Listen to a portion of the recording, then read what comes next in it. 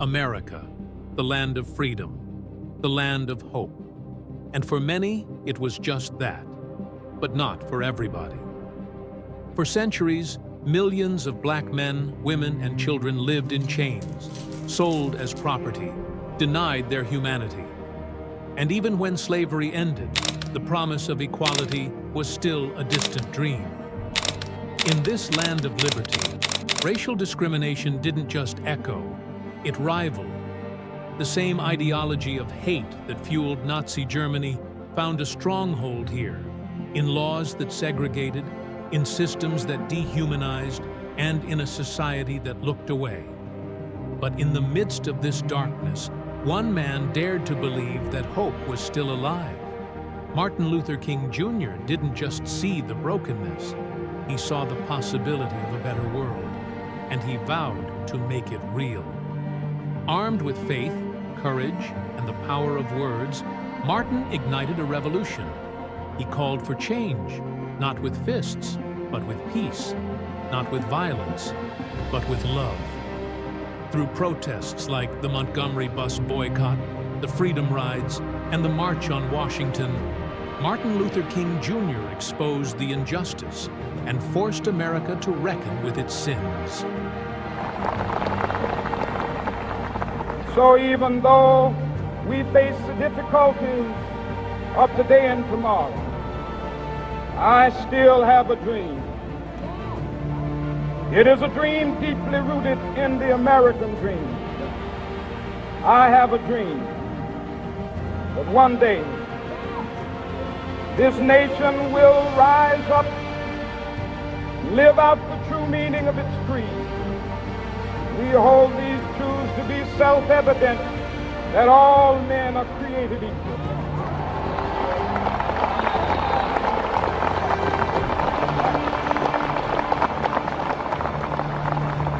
I have a dream that one day on the red hills of Georgia, the sons of former slaves and the sons of former slave owners will they be able to sit down together at the table of brotherhood. I have a dream that my 4 little children will one day live in a nation where they will not be judged by the color of their skin, but by the content of their character. I have a dream today. Because of his relentless fight, the Civil Rights Act of 1964 ended segregation. The Voting Rights Act of 1965 gave millions of black Americans their voice. Martin's dream was becoming reality. In 1964, he became the youngest person to win the Nobel Peace Prize. But he didn't stop there. Martin's vision went beyond race. He dreamed of ending poverty and inequality for all people. In 1968, an assassin's bullet ended his life. But it couldn't end his dream. It couldn't stop the movement he had built. And it couldn't erase the change he had inspired. Even now, in the 21st century, the darkness hasn't fully lifted. Racial discrimination still exists, not just in whispers, but in policies, in violence, in the hearts of those who refuse to let go of hate. We've seen the rise of leaders who fan the flames of division with rules that echo a darker past. We've seen prejudice, not just against black Americans, but against immigrants, Asians, Latinos, indigenous people, against anyone deemed different. But despite the hate, despite the pain, something remarkable remains: hope. A flicker in the darkness, carried by those who believe in equality, in justice, in humanity.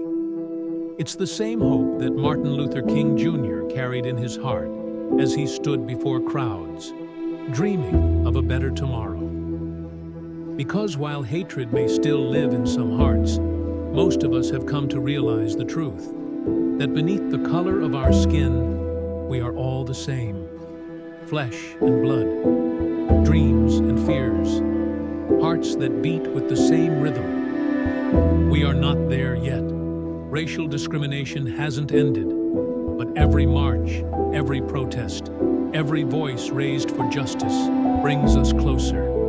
And we live on the hope that one day hatred will be a relic of the past. That one day the dream of Martin Luther King Jr. will no longer be a dream. It will be our reality. Until that day, we will keep fighting. We will keep dreaming. And we will look back to Martin Luther King Jr. and others like him, not just for inspiration, but for the strength to keep moving forward.